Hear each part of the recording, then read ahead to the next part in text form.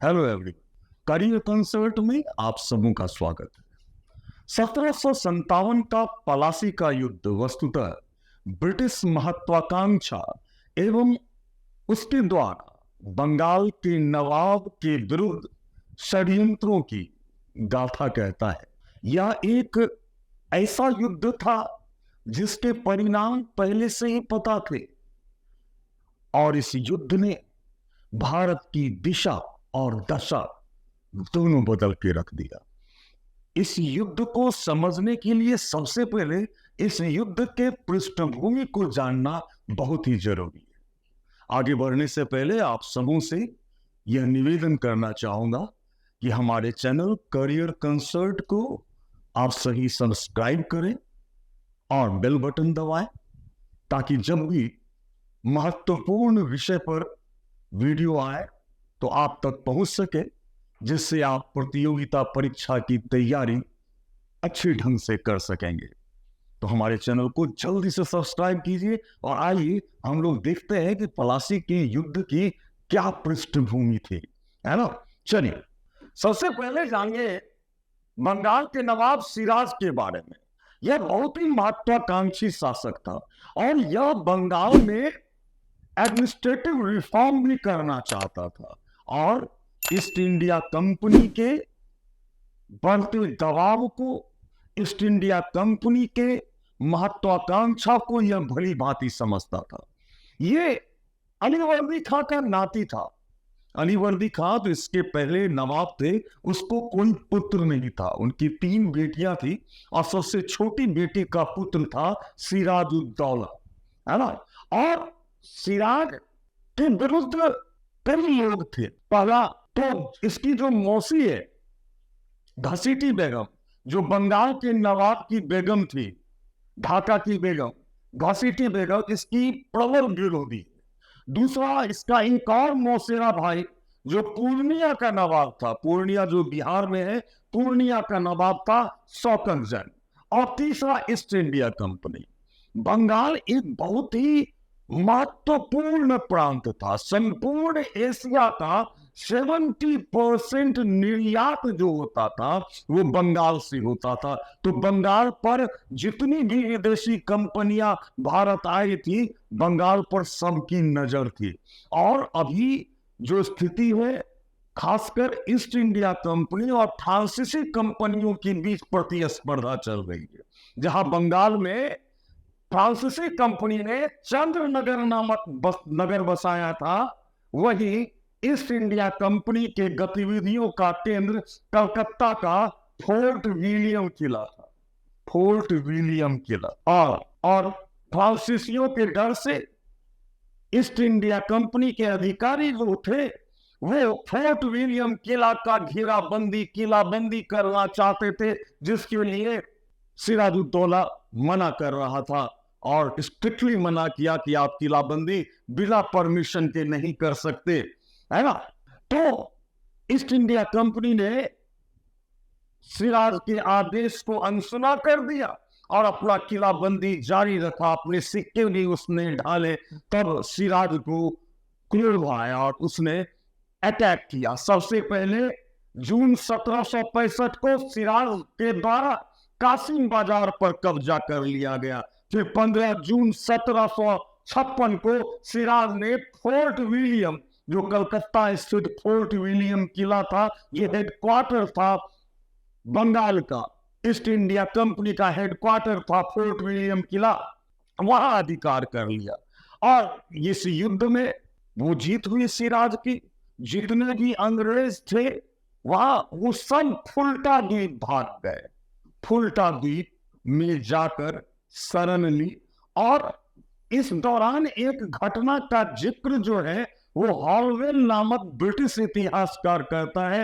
Holwell ने बताया कि एक ब्लैक होल की घटना घटी फोर्ट विलियम किले में, जहां एक बंद कमरे में 146 146 अंग्रेजों को, जिसमें महिला पुरुष बच्चे सभी शामिल थे, उसको एक तंग कमरे में 10 बाई 10 के कमरे में बंद कर दिया गया। और जब सुबह उस कमरे का द्वार खोला गया तो 123 व्यक्तियों की मृत्यु हो चुकी थी, केवल 23 जिंदा था। तो इस घटना को इतिहास में ब्लैक होल की घटना से जाना जाता है। हालांकि सिराज की इसमें क्या भूमिका थे, इस पे क्वेश्चन मार्क है, और कोई भी तत्कालीन इतिहासकार इस घटना का उल्लेख नहीं करता। लेकिन हॉलवेल, जो बाद में गवर्नर भी बना, हॉलवेल ने इस घटना का उल्लेख किया है, जिस घटना को हम ब्लैक होल के घटना के नाम से जानते हैं।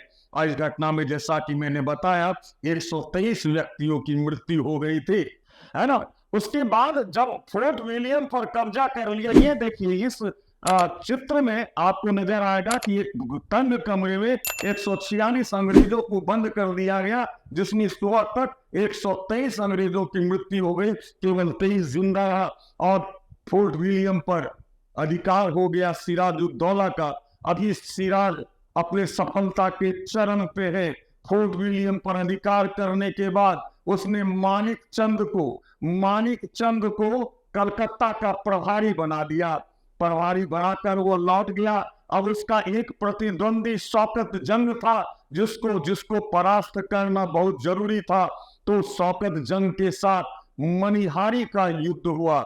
मनिहारी के युद्ध में सिराजुद्दौला ने शौकत जंग को हराकर मार डाला। अब ब्लैक होल की घटना का पता जब मद्रास प्रेसिडेंसी में लगा, और इस समय कर्नाटक का युद्ध हो चुका था। कर्नाटक के युद्ध में फ्रांसीसियों को बुरी तरह ईस्ट इंडिया कंपनी ने परास्त कर दिया था, जिसमें मुख्य भूमिका लॉर्ड क्लाइव की थी। तो वहां से दक्षिण भारत से लॉर्ड क्लाइव और वाटसन इन परिस्थितियों को संभालने के लिए कलकत्ता आए। कलकत्ता पहुंचे और उसने मानिकचंद को अपने पक्ष में मिला लिया, और मानिकचंद ने भी पाला बदल लिया, और अंग्रेजों का पुनः हुगली और कलकत्ता पर अधिकार हो गया।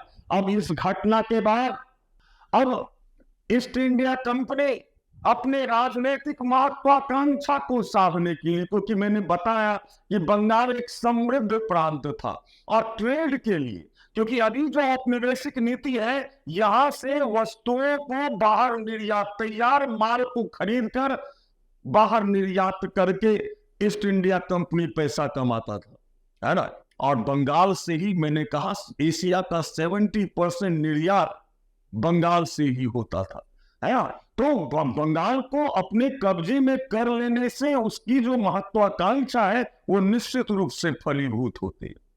तो एक षड्यंत्र, एक शतरंज का खेल शुरू किया ईस्ट इंडिया कंपनी ने, और सिराजुद्दौला के तमाम विरोधियों को अपने पक्ष में मिला दिया। और इन विरोधियों में शामिल थे, जिसके साथ ईस्ट इंडिया कंपनी ने सिराजुद्दौला के विरुद्ध षड्यंत्र रचा था, उसमें सबसे प्रमुख था सिराजुद्दौला का सेनापति, अर्थात मीर जाफर। सेनापति को मीर बख्शी कहा जाता था। उसके अलावा राय दुर्लभ जो सेनाधिकारी थे, मानिकचंद जो कलकत्ता का प्रभारी बनाया गया था, अमीन चंद जो व्यापारी था, खादिम खां भी सेनाधिकारी था, और जगत सेठ जो थे वो बैंकर थे। इन लोगों को ईस्ट इंडिया कंपनी ने अपने साथ मिलाया, और सिराज के विरुद्ध षड्यंत्र रचा गया, और मीर जाफर को यह आश्वस्त किया गया कि सिराज को अपदस्थ करके मीर जाफर को बंगाल का नवाब बनाया जाएगा। इस समय बंगाल पर मराठों के आक्रमण का भी खतरा था, और अफगानों के आक्रमण का भी खतरा था। और सिराज ने देखा कि उसके जो क्लोज लोग हैं, जो डोमिनेंट हैं बंगाल में, जगत सेठ, मानिकचंद, ये सब ने पाला बदल लिया है।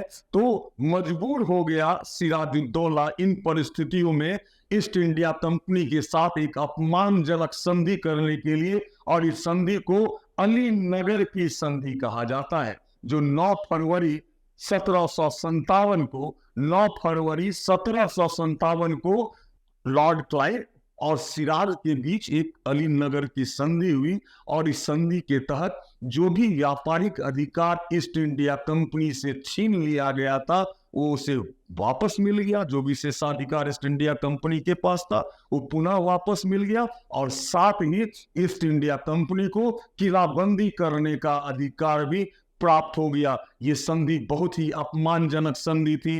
अब एक युद्ध अवश्यंभावी हो गया था कंपनी और सिराज के बीच। पर इस युद्ध को हम लोग पलासी के युद्ध के नाम से जानते हैं। ये एक ऐसा युद्ध था जिसके परिणाम पहले से ही पता थे। अब मीर जाफर जो सेनापति है वो खुद मिल गया और ईस्ट इंडिया कंपनी से जाके इस तमाम शतरंज के खेल का जो मुख्य खिलाड़ी है वो कंपनी है, ईस्ट इंडिया कंपनी है। और जितने षड्यंत्रकारी हैं वो मोहरे हैं, ईस्ट इंडिया कंपनी के मोहरे हैं। चाहे वो मीर जाफर हो, खादिम खां हो, मानिक चंद हो, जगत सेठ हो, है ना, ये सारे जो थे ना वो मोहरे थे ईस्ट इंडिया कंपनी के। सब कुछ पहले से तय था। अब एक निर्धारित तिथि 23 जून 1757 को दोनों सेना, सिराज की सेना और ईस्ट इंडिया कंपनी की सेना, जो मुर्शिदाबाद जो राजधानी थी बंगाल के उसके दक्षिण में भागीरथी नदी के तट पर पलासी नामक गांव में यह इकट्ठा हुआ, है ना। और सिराज के साथ दो स्वामी भक्त ने बहुत बहादुरी के साथ युद्ध लड़ा। ये थे मीर मदन और मोहन सिंह। ये लोग बहादुरी से लड़ते हुए इस युद्ध में शहीद हो गए। और इसी बीच में मीर जाफर जो करने के लिए तो सिराज की तरफ से था लेकिन वो मिला हुआ था ईस्ट इंडिया कंपनी से, वो आकर सिराजुद्दौला को कहता है कि आप जाइए, हम लोग युद्ध जीत जाएंगे, आप मुर्शिदाबाद चले जाइए। और पालकी में बैठाकर सिराजुद्दौला को मुर्शिदाबाद भेज दिया गया, जहां पर सिराज की हत्या मीर जाफर के पुत्र मीरन ने कर दी। मीर जाफर के पुत्र मीरन ने सिराज की हत्या कर दी और मीर जाफर जो है वो बंगाल का नवाब बना, है ना। और यह युद्ध जो था ना उसने भारत की दिशा और दशा दोनों निर्धारित कर दिया है। और के.एम. पनिक्कर जो है बहुत बड़े इतिहासकार विद्वान है, वो कहते हैं कि यह युद्ध एक सौदा या था जिसमें धनी बैंकरों के साथ मीर जाफर ने बंगाल के नवाब सिराजुद्दौला को अंग्रेजों के हाथों बेच दिया। जबकि यदुनाथ सरकार जो हमारे भारतवर्ष के महान इतिहासकार है, उन्होंने लिखा 23 जून 1757 को मध्य युग का अंत हुआ और आधुनिक युग का प्रारंभ हुआ, है ना। इस घटना से बंगाल पर अप्रत्यक्ष रूप से ईस्ट इंडिया कंपनी का अधिकार हो गया और बक्सर के युद्ध की भी पृष्ठभूमि बननी शुरू हो गई। ड्रेन ऑफ वेल्थ, धन का निष्कासन भारत से 1757 से ही प्रारंभ माना जाता है। ड्रेन ऑफ वेल्थ है ना, जिसको हम लोग धन का निष्कासन भी कहते हैं। 1757 से लूट खसोट की नीति थी, काफी लूटा जा रहा था लोगों को। आम जो लोग थे वो बुरी तरह परेशान हो गए थे, है ना। इसी चलते आगे चलकर भयंकर अकाल भी आया था बंगाल में। बंगाल की स्थिति बहुत ही दुरूह हो गई थी और एक तरह से ब्रिटिश की महत्वाकांक्षा कर्नाटक युद्ध के बाद, कर्नाटक युद्ध में जीत के बाद जो पलासी की लड़ाई थी उसने ब्रिटिश महत्वाकांक्षा को भी भारत में स्थापित कर दिया, उसकी जड़ों को मजबूत कर दिया। तो विश्वास है कि आप लोगों को पलासी की लड़ाई के संदर्भ में अवधारणा भी बन गई होगी और इससे रिलेटेड फैक्ट्स को भी आप लोगों ने समझ लिया। अगली वीडियो में हम लोग बक्सर के युद्ध के संदर्भ में भी चर्चा करेंगे। पुनः आप लोगों से कहना चाहूंगा कि जो लोग प्रतियोगिता परीक्षा की तैयारी करते हैं हमारे चैनल करियर कंसल्ट को निश्चित रूप से सब्सक्राइब करें। हमारा उद्देश्य आपको सफलता के मार्ग हेतु प्रशस्त करना है। आप निश्चित रूप से सफलता प्राप्त करें, हमारा उद्देश्य ही यही है। तो हमारे चैनल को सब्सक्राइब करें, बेल बटन दबाएं और हमें मैसेज भी दें कि आपको हमारा वीडियो कैसा लगता है और किन टॉपिक पर आप लोग वीडियो देखना पसंद करेंगे। बहुत जल्दी हम लोग नेक्स्ट वीडियो में मिलते हैं, तब तक के लिए धन्यवाद।